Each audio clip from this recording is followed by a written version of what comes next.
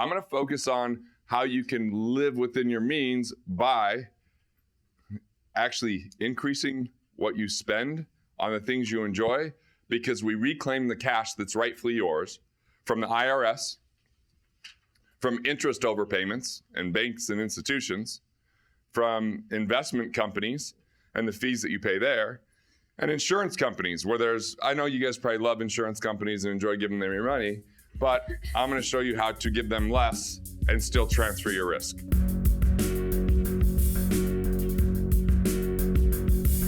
Good morning. Good morning.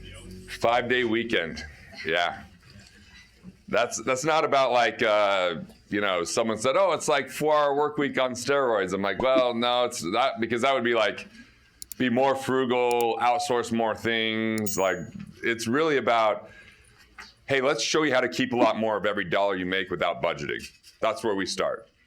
Then let's go to the next biggest advantage. Make a lot more money. And then worry about growing your money, which is where most financial books start, is they go right to the grow your money, and then invest back into yourself and expand everything that you're doing. So that's kind of the 4-part framework of that book.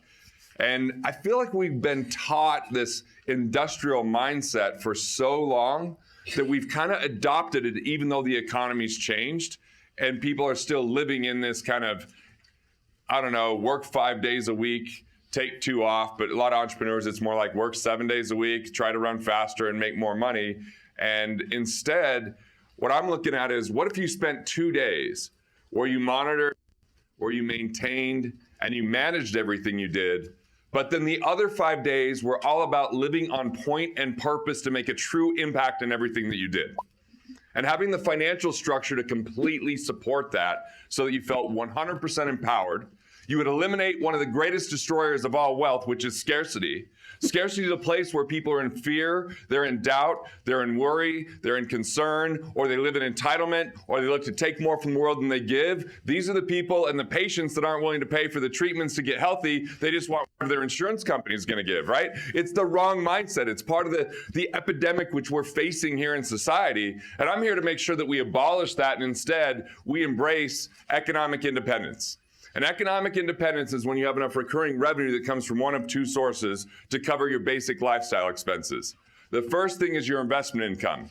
We've somehow adopted this erroneous notion that we should just scrimp, sacrifice, and save. And then if we just wait long enough, take enough risk, and add enough money, that age 65 we could so-called retire. Well, if you're gonna live to 200, that is a long retirement, by the way, that inflation is just gonna kick your ass the whole time. Reagan said I shouldn't swear until 10 seconds in. So I made it to like 2 minutes. I'm really proud of myself. I said I'd use like Utah swear words like hell or heck, Like, and that's, I was speaking in Utah once and I said hell, and someone said that would have been amazing. That was an amazing presentation. It could have been better if you did one thing different. I'm like, enlighten me. You didn't have to swear. I'm like, no, I actually was really deliberate not to swear. She goes, you said HE double hockey sticks. I wish I could make this up. This is really what happens here in Utah. I've lived here for a long time. So economic independence comes from one of 2 sources: investment income, which, what if your mindset in investing shifted to purely you only invest for cash flow purposes until you reach economic independence, and any other investment outside of that isn't worth your time unless it's your business? Okay? See, there's so many distractions that are gift wrapped that look like opportunities. Cryptocurrency, real estate deals that are complicated that you don't understand, tax liens, stock options, I could go on, oil and gas, whatever it is. And if you don't understand it, you don't know it, it's not an investment, it's a gamble. And the problem is there's too many people suffering from health issues in this world for you to gamble with your money, because it requires money to really make a major impact, because you have to hire people, you have to take care of yourself, you have to enjoy life along the way. And if you don't have money, then there's a lot of stress, unfortunately, or you can't hire the right people, you can't invest into marketing, you can't do the things that really can make an extraordinary impact. So the second thing that creates economic independence is entrepreneurial-based income. Entrepreneurial-based income is not the income when you're with a patient. It's the income that comes in even if you're not in the office. So I don't use the word passive income. Some financial people do, and I guess we do a little bit just to keep it simple in 5-day weekend, but we have something called a passive income index, which says there's nothing that's truly passive unless you're part of the lucky sperm club. And then you just inherit money maybe, but you probably still have to like listen to some stories you don't want to hear and maybe like go to some family functions that aren't always the best to get that. There's some, it's not purely passive. But recurring revenue is more about cash flow that you still pay attention to, that you're still responsible for. It's just that you're not on a moment by moment, day by day basis having to do something to have that come in. So it has some leverage, it has some scale. So entrepreneurial income and investment income, if that can start covering your basic expenses, you have this amazing advantage. Like there's one of my early mentors has a podcast called 10 Times, Dan Sullivan. I know there's someone sent me a 10 Times book that I never read by Cardone. Like there's all this kind of 10 times talk out there. And I think it's awesome to have 10 times thinking. But I'm just going to give you the practical way to get to 10 times. Because you can take 10% of your income and try to earn 10%. So now you're getting a fraction of a fraction. And they're going to tell you it's going to take 30 years. And the only time you know that doesn't work out is when you get to the end of the rainbow. And all of a sudden you're like, oh, this sucks. The market didn't cooperate. Or there were a lot of hidden fees that I didn't recognize. Or I didn't save as much as I thought I thought I needed to save less, but it looks like I need to save more. And then what's just so smug and stupid, I'm on one this morning, I could already feel it, is that there's these financial people, they'll be like, how much money do you think you need in the future? Do we really have any freaking clue? Like, how do we know? Like, if I interview people in the 80s, I was really young at the time, but if I interviewed people in the 80s and I was like, how much money would be good to have in retirement? The most common answer would be $200,000 or $250,000 in a retirement plan. What the hell is that going to do for you now? Nothing. So like, let's forget this notion of how much you need in the future, and let's start thinking from optimization, maximum output, the very best that you can do, as much as possible within legal, boundaries, essentially. That's the better way to focus on it. Unfortunately, there's no magic pill out there or magic product. So there's no like financial product that you guys can just go buy and you're wealthy. If there were, I wouldn't have this job, I guess. I'd be doing something else. Maybe I'd be a doctor. I didn't go to nearly as much school as you guys did. And my son would be much more proud of me. Like when I'm flying him somewhere, he's like, we're in his bathroom one morning, we're talking to him, giving him supplements. And he's like, Dad, I'm like, oh yeah, what's son? Why aren't you a doctor? Buddy, I help doctors out. That's what I do. I help the doctors so they can help more people. He's like, be nice if you're a doctor. This kid, like the young one, will like tell you jokes and kind of burn you in a fun way, no scars from it. My 13-year-old will say stuff that it scars your soul for the rest of your life. You're like, dude, and he just goes matter of fact back to brushing his teeth, like, what? I'm just saying. So I should have brought him this morning so you guys could tell him that I'm helping you out. So economic independence is this 10 times factor because it means that all of your lifestyle and living expenses, you don't have to work for. You just have to monitor and manage to maintain that. So imagine what can happen if 100% of your active income could be reinvested into your vision, into the right people for your practice, into the right processes for you to make it more efficient, into the right technology to get even more leverage and advancement. That's a 10 times advantage because everyone else still has that mindset of only having a certain amount of money that they can afford because of scarcity on what they invest in their practice. This is a plague throughout the health practitioners that I see where they don't hire the very, very best because they hire someone that's less expensive, yet the less expensive person produces, according to Steve Jobs, 1/100th of the very best. He said that that was his number one advantage in the world, is that he would just hire the very best and they would outproduce the second best 100 times. And he said nowhere else could you find that kind of return. Or IBM did a study and said it was 5,200% that the A teamers outproduced the B teamers. So when I'm talking about investment, we're not talking stocks and bonds today. We're talking ideas and people. And we're talking about ways that you can put money into the things that you know and understand that are meaningful to you and funding your vision so that you increase your output, which is all about expanding your means. I'm not here to preach living within your means. Yes, live within them, but not by cutting back and having a reductionist thought process. Instead, have an expansive thought process that says, if you want more in the future, it's in direct proportion to the problems you solve, the people you serve, and the value you deliver. I'm going to pause on that for a second, which is not my nature. Faster than anyone could keep up with. So you have to hire us. No. I don't know why I talk so fast. I get passionate. It feels angry at times, but it's just passion. You're not in trouble. So this is an expansion conversation. But in order to expand your means, you're here in the right room to do that, with the right people to do that. So that's not going to be my primary consideration in conversation.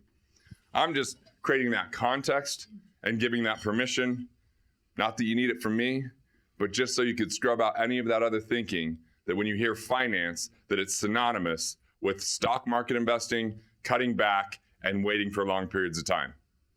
Instead, I'm going to focus on efficiency. I'm going to focus on how you can live within your means by actually increasing what you spend on the things you enjoy, because we reclaim the cash that's rightfully yours from the IRS, from interest overpayments and banks and institutions, from investment companies and the fees that you pay there, and insurance companies where I know you guys probably love insurance companies and enjoy giving them your money, but I'm going to show you how to give them less and still transfer your risk. So we cool with all that so far? All right. Hey, Ron, give me a 15-minute warning when I got 15 minutes left. So you guys just get to see whatever's in my head. Conversation about my son, here you go. But the good thing is most of it's financially related and will be applicable to helping you. I've been doing a lot of talking this week, so excuse me for the break for water here. Is water's still good, right? Because I'm just confused about it.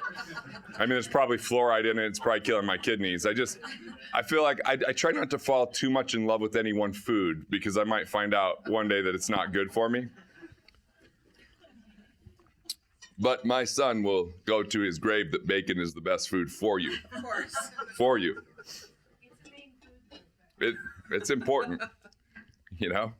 All right, so let's get down to like practical things that we can do to put money in your pocket. And I'll start with, I had a meeting yesterday because I have this methodology that every 3 years I get a different set of eyes on my taxes. And I have a tax team and we meet with them. But I think that this is going to apply to a lot of you. And what you could do is you can go back and instead of having to write the IRS a check, them write you a check if you overpaid them in the last 3 years. You can amend your returns if you missed anything. So you can go back 3 years. Anyone in the room done any research and development for your practice, for health, for anything in the last 3 years? All right.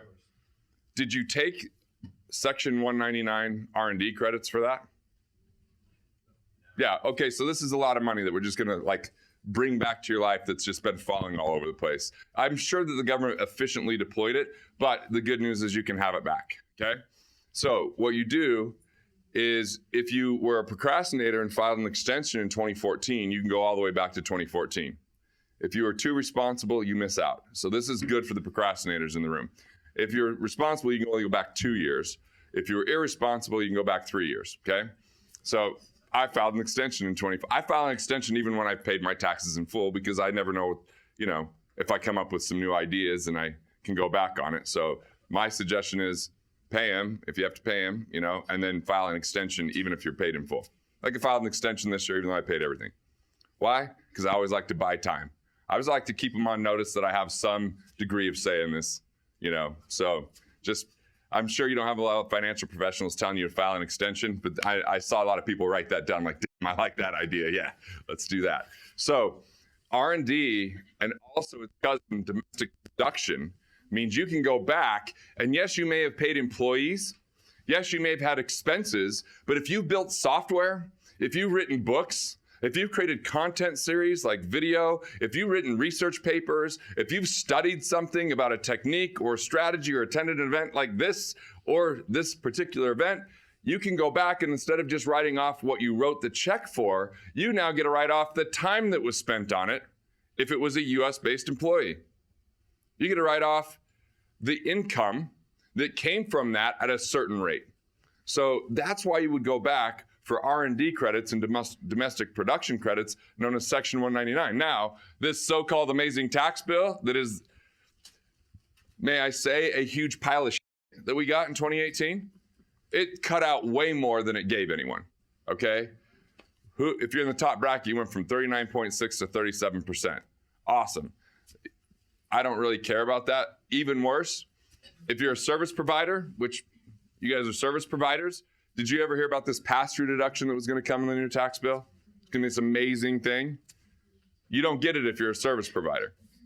So that pissed me off because I may not be a doctor. My son may be disappointed, but I work with so many of them. I'm like, oh, this is what you get for going into debt, and taking all this extra time and helping people that you don't get the pass-through deduction. So there is a way to get the pass-through deduction. Here's how you do it.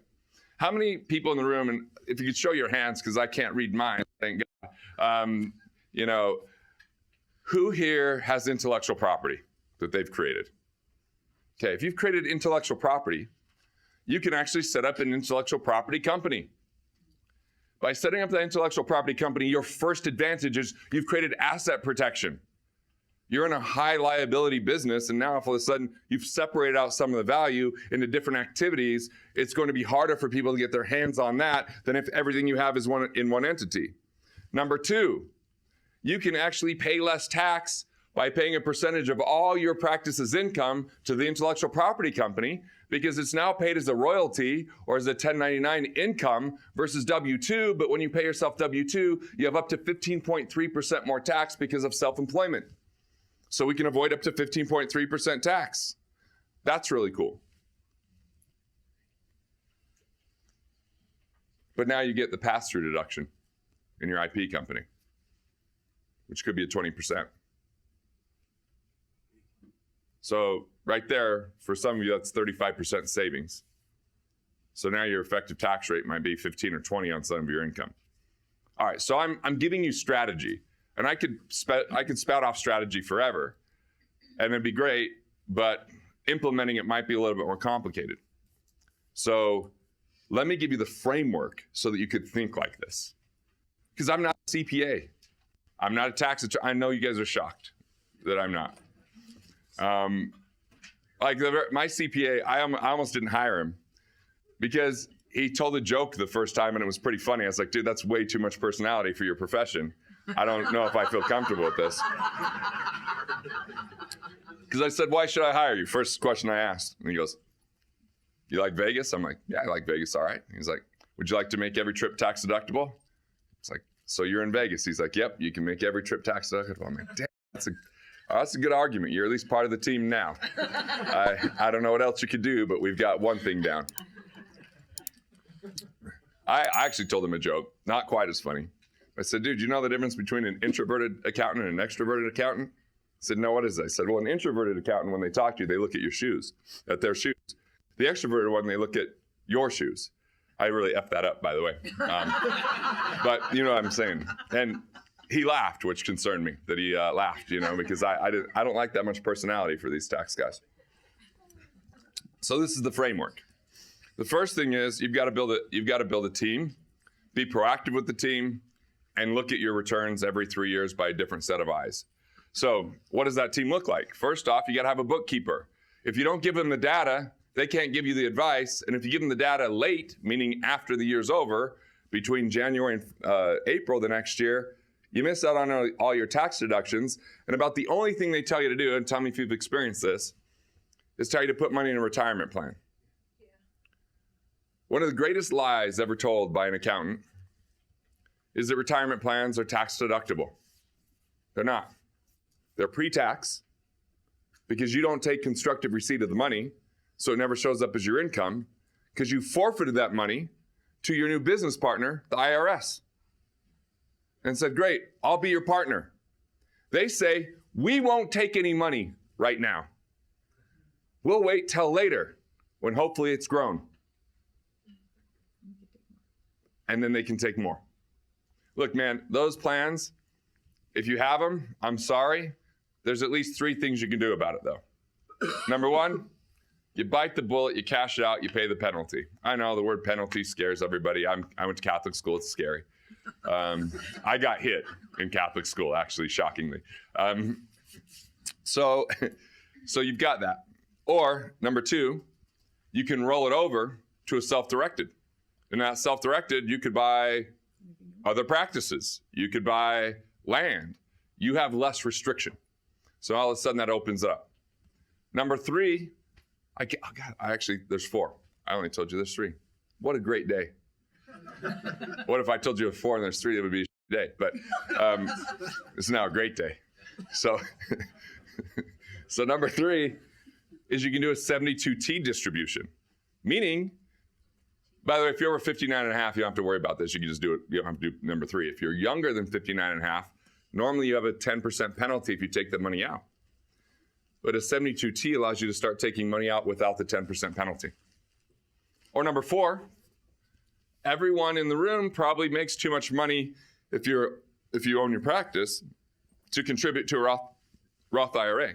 But you get a one-time conversion where you can convert any 401k, SEP, simple, any kind of IRA to a Roth IRA as a one-time activity. And so if you convert that, you have to pay taxes. But there's about a dozen different investments where you can get a low valuation as far as the government's concerned, even though you haven't lowered your cash flow, you've just lowered what is the perceived value of that lump sum. We would call that a rescue strategy. So that would cut your taxes in half. I'll even give you another strategy on this. There's another, anyone in here charitable? Look at only like 3 people. You guys are mean people. What if you're being charitable? I know more of you raised your hand now. I said you're mean. I'm just joking. I mean, I'm charitable, not as charitable as people think, like, because I donate a lot to my university. I donate all this, but I also do it and get more tax advantage than the donation. So I don't mind the accolades, but I really like the tax advantage. So there's something called a charitable trust that if you're ever to sell your business, you're ever to sell a building that you own that you normally pay tax on, you can move it to a charitable trust, which is any 501c3 that qualifies. Get a tax deduction when you donate it, sell it to whoever you want, have it fund the trust, and the trust has two beneficiaries. You're the first one. You're the first beneficiary of the trust. So now you have a tax deduction that can offset the taxes when you pull money out of a retirement plan. But now you have your full money at work after you sell whatever it is to invest, not the net amount after tax. So you now have more at work. The charity just has to be able to keep, in theory, 10% of that original gift. So charity gets at least 10, government gets 0. Cool? 6 strategies that were bonus. I wasn't planning on giving you any of them, really.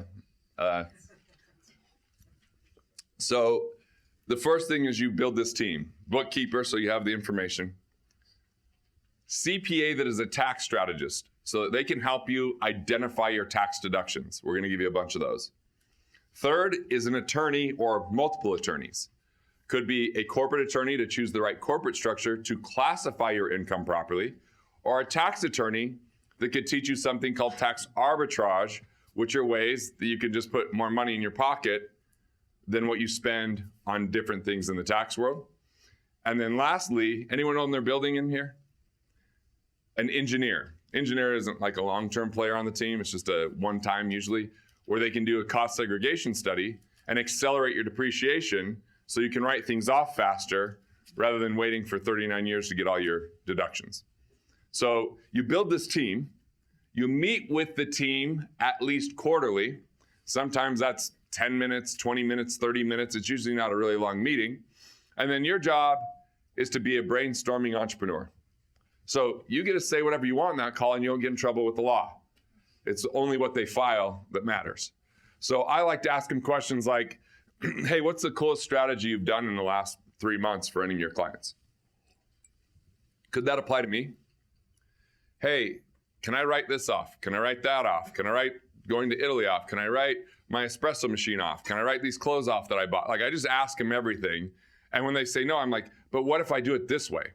Or what if it was like for this? And I just keep going through the questions until they go, dude, you're wasting time. There's no way we're going to be able to write off your clothes. I'm like, wait, do you think that Delta gets to write off the uniforms for their pilots? They're like, yeah. I'm like, what do I got to do to make things a uniform? So I found a way. Now I would say that that's the grayest thing that I do, which isn't bad. Okay, and not in my life, but in taxes. Okay.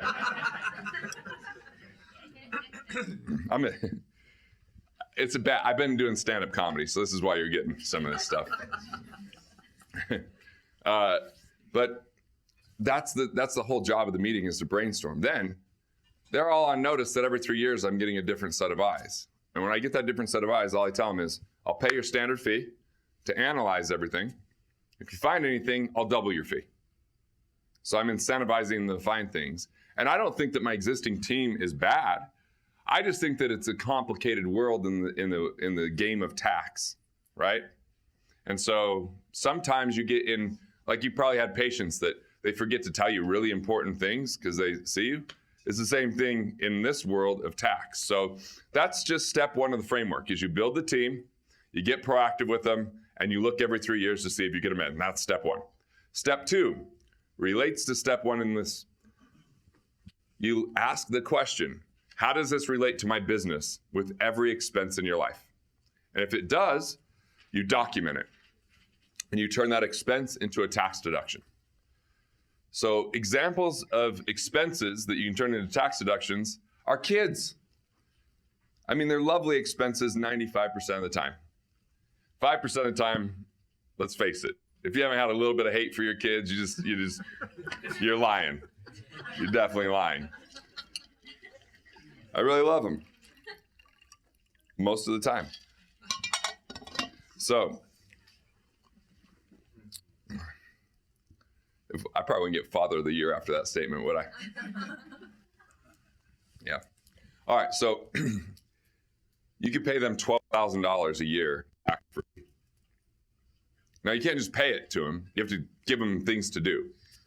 You can just pay them $2,500 as long as you put them on your website or in your office for a modeling fee. They don't really have to do anything for that. But everything else, you just got to be able to justify. So that'd be one example of an expense turned into a tax deduction. And it used to be $6,300, but the new tax bill gave us a better situation there. Anyone ever have employees, vendors, or clients at their house? Okay, Augusta rule. 14 days a year, you can lease your house out, host a function there. You go ahead and write a check to yourself from the business. You don't have to claim that as personal income, but that's a full tax deduction to the business.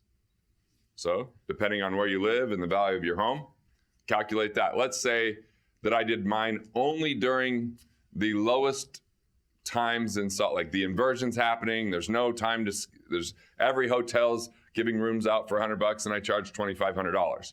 If I did $2,500, 10 times a year, that's $25,000 that used to be taxable income that now comes to me tax-free. It's more like $60,000 for me because I do it during conference weekend when all the Mormons gather together here in Utah and there's parking lots are empty at the churches and the hotels are full. I'm like, sweet, we're definitely having some beverages at my house to celebrate, right? So that's $7,500 because that's what it would cost to get a room. This room would triple during that time. So that's the Augusta rule. Or I have my office at Wealth Factory, which I'm heading to after this, which is just like a mile from here. But I also have my intellectual property company that I've talked to you guys about creating that needed an office separate. So it could be a different company. It's just a better story that way. So I kicked my kids out of their playroom. Once again, I'm definitely winning Father of the Year here. I'm taking them to Avengers today, which maybe that's bad too, because they're 10 and 13, and there's a lot of violence, you know. I tried to kick my son off YouTube the other day because of the language, and he goes, like, they're definitely not swearing as much as you, Dad. It's like, I like, valid point, but I still told you to get off that. Or I hear this at the art school. So, oh yeah, dude, my son is so sweet, other than when he cuts at the soul, but he's like innocent sweet. So he comes home from school and he's like, Dad, hey, like, the kids are swearing at school. And I told them they're not 18 years old. I'm like, buddy, that's kind of a house rule, not like a universal rule. So we say, wait till you're 18. They can kind of do what they want. Can I like have a word? I'm like, what word are you thinking? And he honestly pulls me in the bathroom and shuts the door and whispers in my ear, can I say the DAM word? I'm like, as long as you don't add an N to the end of it, then we're totally cool, bro. So anyway, deductions into expenses into deductions. I now have a home office. I get to write off half my utilities, right? I get to write off a bunch of stuff that I do at the house. Not everything, but because it's on a separate floor, that's helpful. There's so many deductions that people miss out on. And a lot of accountants will say, I'm really conservative. Let me tell you what that means. I'm missing a lot of deductions. So when you find out, I already told you I'm conservative. Like, don't do things that are illegal. But why not take advantage of every opportunity you have within the law? Okay? So, first thing was build the team, be proactive and man. Second thing is turn your expenses into deductions by asking how it relates to the business, and documentation is your key. Document it. I have the weakest documentation that you can have because I have a memory like a champion, and I know that I could crush any IRS person because I'm a storyteller. So it's a sales job if they want to debate me on one of my deductions, I'm going to be able to give them plenty of reason why it was deductible. But all I do is I get my American Express bill, and I just write which company needs to pay for that expense and what it was for. My CFO prints out a paper for every expense that's fully detailed and has like green folders hanging. He's 18 years older than me and the opposite of me. You'd think he was in the military, always perfectly, he would have a tie, a pocket square today, you know, like the whole thing. I decided to take off my jacket. Hopefully I'm still impressing you. I don't know. I just felt like this was more comfortable. You're at least enjoying it and brave enough to be up here. So the third thing here is the biggest way to save tax by far. The reason why it's most neglected, and just this third category is why for every $500,000 I see people make, they overpay tax by an average of $11,470 per $500,000. That's if I throw out the top 20%, because the top 20% make that number over $30,000 per $500,000. Meaning that there's some people that are so good at overpaying tax, I don't want to skew the numbers, right? Reclassification of income. There's 3 ways you do it. You turn your active income into passive income for tax purposes. You turn your ordinary income into capital gains. You turn your taxable income into tax-free income. That's the process. So how do we do that? Active income into passive income. All of you that raised your hand saying you own a building, you charge yourself the highest possible rent based upon everything that's comparable, because rents will be less taxable than your active income. If you're the only person in your practice, you have no other partners, you set up an S corporation. In that S corporation, you take a reasonable salary, which isn't what you're worth, it's what you would pay a new associate to do the job. And then you take the rest in a distribution. That distribution avoids the self-employment tax of 15.3%. Even when you've maxed that out, it saves you a minimum of 3.2% or maybe another 3.7%. So somewhere in the 3.2 to 15.3% range, simply because you're taking the exact same amount of income, you've just differentiated it into salary versus distributions. Okay? Those are just 2 examples of active to passive. How do we go from ordinary income to capital gains. Well, if you own a business, you already have done that to a certain degree because your business is a capital gain, that if you've owned it for longer than a year, that when you sell it, it's a capital gain. But even better is if you now understand when you sell your business, there's multiple ways you can do it. We talked about a charitable trust. That goes from taxable to tax-free to even giving you a little bonus kick of tax benefit, right? If you've never heard of a caps trust, that's a way that you might be able to go to taxable to potentially tax-free, or at least tax distributed over time. Or if you got an organization with 25 people, you could do an ESOP where you could actually, if you ever want to sell your business, because I like the thought of retiring in business, not from business, you could sell your business to your employees, and that would be funded by the bank, even if they didn't have the cash to buy the shares, and you don't pay tax when that money comes in if it's in that ESOP structure. So I just gave you 3 taxable to tax-free, ordinary income to capital gains.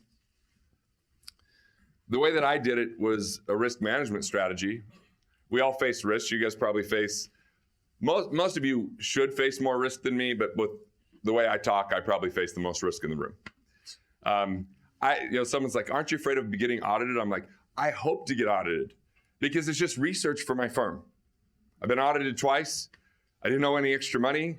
They thought that because I declared myself a real estate professional, which at one time I had over 100 properties, which gives you unlimited depreciation and deductions that everyone else has limitation on. They tried to debate it, so I just had to prove out the amount of hours we spent. We won in the audit. But you should only be afraid of auditors if you don't have a good tax team, you're not well documented, and you've done something illegal. The number one thing that you do illegal in the United States around tax is not report your income. If you reported 100% of your income, the only other major concern to have is if you take a tax deduction that you feel is in the gray area, that's more than 20% of your overall tax deductions. So this one deduction, let's say, is greater than 20% of your overall deductions, and they disallow it, it's a 25% penalty. So if it's less than 20, it's a 9% penalty. That's not a bad interest rate, single digit, right?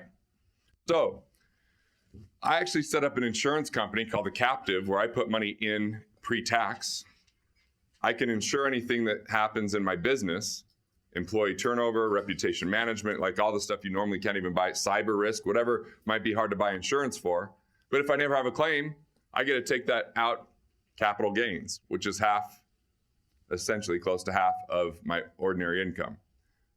You don't rush out and do that. Most people, that doubles your audit risk. That is probably the thing that gives me the most attention from the IRS that I do. But I just wanted to give you examples. See, because rather than scrimp and save and wait for 30 years to hopefully get to a place where you're retired and then all of a sudden you're taken out of service, we need what you guys do.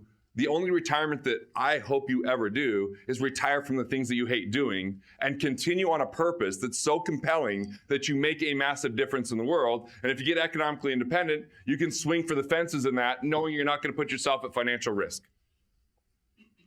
So, all that being said, if I could save you thousands upon thousands of dollars of tax, I can save you 10 years or more. Because how long and how much money would you have to save to create that same amount of cash flow in your life? I'm about efficiency and capitalization, intelligence instead of sacrifice. I think beyond just what people do for their health, there's another major 3 factors that kill people off early. The first is not being in control of their money and understanding what's going on. And almost every retiree is not in control of their money because they're a slave to either interest rates that are low, and if they keep going low, their income goes lower. Taxes fluctuating. If taxes go up, their income goes lower. And inflation confiscating their purchase power. So they don't have a lot of control over those 3 things if they're so-called retired. If you're in business, you have a lot more control over those things.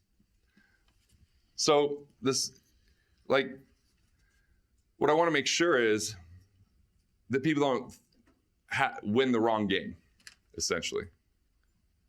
And if you are not in control of your money, then what starts to happen is relationships suffer. When you're really, really stressed about money, is that you at your best and most pleasant? And when I see people strained with money, they're not going out and doing fun things with their relationships. And so all of a sudden, if you're not in control of your interest rates, they go down, so does your social life. And then the third thing that destroys longevity is a lack of purpose. So money, relationships, and purpose. You add that combination to health, you got someone that makes it a long time. You look at Viktor Frankl and what he did with purpose. If you read Man's Search for Meaning, he overcame the greatest odds. Those people that didn't have purpose, they just said, I can stay till the new year. If we could just make it to the new year. Well, the new year came and that was their whole purpose. Guess what? They didn't make it. He said, I got a story I got to tell the world. I got something I've got to share that's meaningful. He figured out how to be more resourceful to get there. So yes, this is a financial program that understands that the center and heart of your life is you, your ability to produce, and that you are your greatest asset, not a stock, not a bond, and not a piece of real estate. Want to master your money? Want to figure out the things that you could do to improve your finances? Click here and check out more videos like this on Money Matters.